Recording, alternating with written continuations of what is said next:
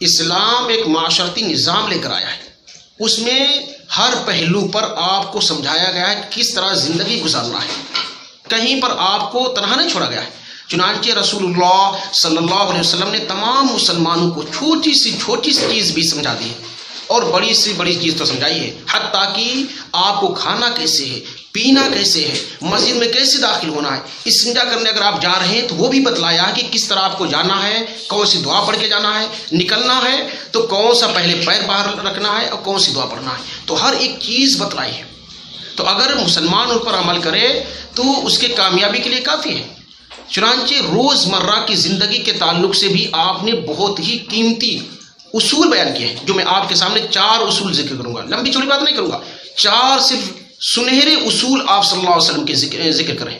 اگر تمام مسلمان اس پر عمل کرنے لگیں تو بہت ساری مشکلاتیں حل ہو جائیں گی، بہت مصائب پریشانیوں سے بچ جائیں گے۔ تو میں سب سے پہلی بات یہ ذکر کرتا ہوں کہ رسول اللہ صلی اللہ علیہ وسلم نے فرمایا، حدیث کے اندر ہے، خمروا آنیتکم، کہ تم اپنے برتنوں کو ڈھک دو، اپنے برتنوں کو ڈھک دو۔ کھانے پینے کی کسی بھی چیز کے برتن ہیں اس کا اچھی طریقے سے ڈھکن بند کر دیا جائے، اسے کھلا نہ چھوڑا جائے۔ اس میں شراح حدیث نے لکھا ہے کہ دیکھو اس میں طبی اعتبار سے بھی بہت سارے فائدے ہیں، بند کرنے میں اور کھلا چھوڑنے میں بے شمار نقصانات ہیں، جیسے چھپکلی ہے، کیڑے مکوڑے، کوئی بھی چیز آ کے اس برتن میں گر سکتی ہے، پڑ سکتی ہے، نکل کے جا سکتی ہے، پتہ کیا چلا آپ کو پتہ ہی نہیں تھا، آپ نے اسی کھانے کو استعمال کر لیا تو آپ کے لیے مضر ہو جائے گا، آپ کبھی مر بھی سکتے ہیں۔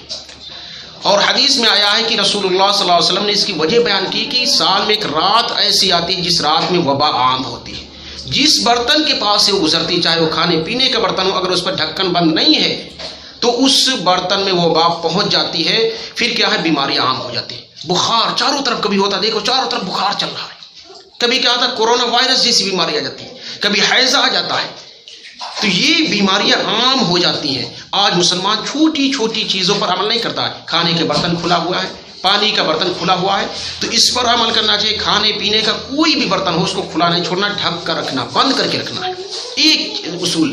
دوسرا جو آپ صلی اللہ علیہ وسلم نے اصول ذکر کیا وہ کیا ہے، وہ ہے کہ دروازوں کو بند کرو۔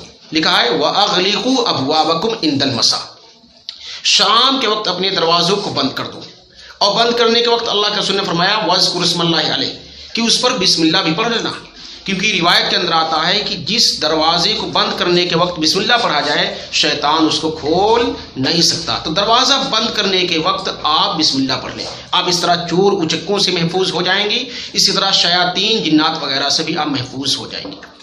تیسرا جو آپ صلی اللہ علیہ وسلم نے زندگی گزارنے کا بہترین اصول ذکر کیا ہے وہ کیا ہے، وہ ضابطہ اور اصل یہ ہے کہ آپ نے فرمایا ہے کہ شام کے وقت اپنے بچوں کو روک کے رکھو۔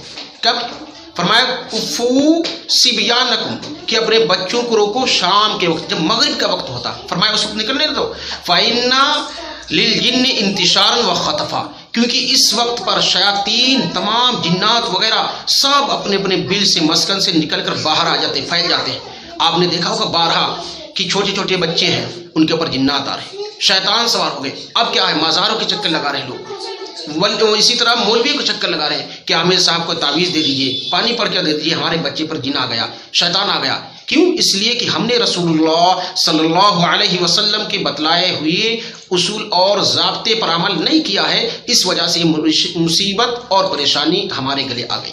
تو اس لیے کیا کرنا ہے کہ مغرب کے وقت اپنے بچوں کو روکنا ہے۔ پھر حدیث میں آتا ہے جب تاریکی پھیل جائے، رات اچھی طرح ہو جائے، اب چھوڑ دو، کوئی دقت نہیں، جائیں باہر کھیل کے آئے، کوئی دقت نہیں ہے، لیکن اس وقت روکنا ہے، اس وقت جانے نہیں دینا ہے۔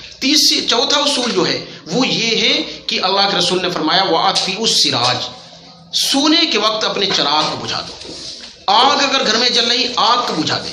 اب اس وقت سردی کا زمانہ چل رہا ہے، ہر شخص کیا چاہتا ہے کہ سردی سے راحت ملے، اس کے لیے آگ جلاتا ہے، لکڑیاں جلاتا ہے، کوئلے جلاتا ہے، ہیٹر چلاتا ہے۔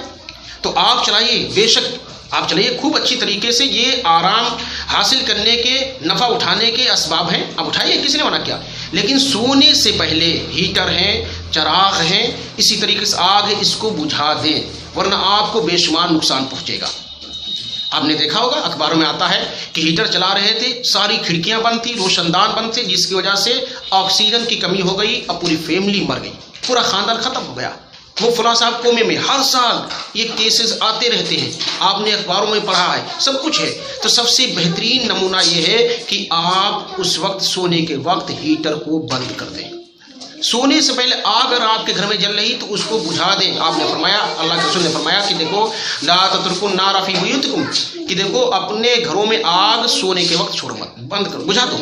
اسی طرح چراغ بجھا دو، کیونکہ حدیث میں آتا ہے کہ مدینے میں ایک مرتبہ گھر میں آگ لگ گئی، اب وہ پورا گھر جل گیا اور اس کے گھر والے بھی جل گئے۔ آپ صلی اللہ علیہ وسلم کے سامنے جب یہ تذکرہ کیا گیا تو آپ صلی اللہ علیہ وسلم نے فرمایا کہ دیکھو آگ تمہاری دشمن ہے، اس لیے سونے سے پہلے اس کو بجھا دو، اسے نہ چھوڑو۔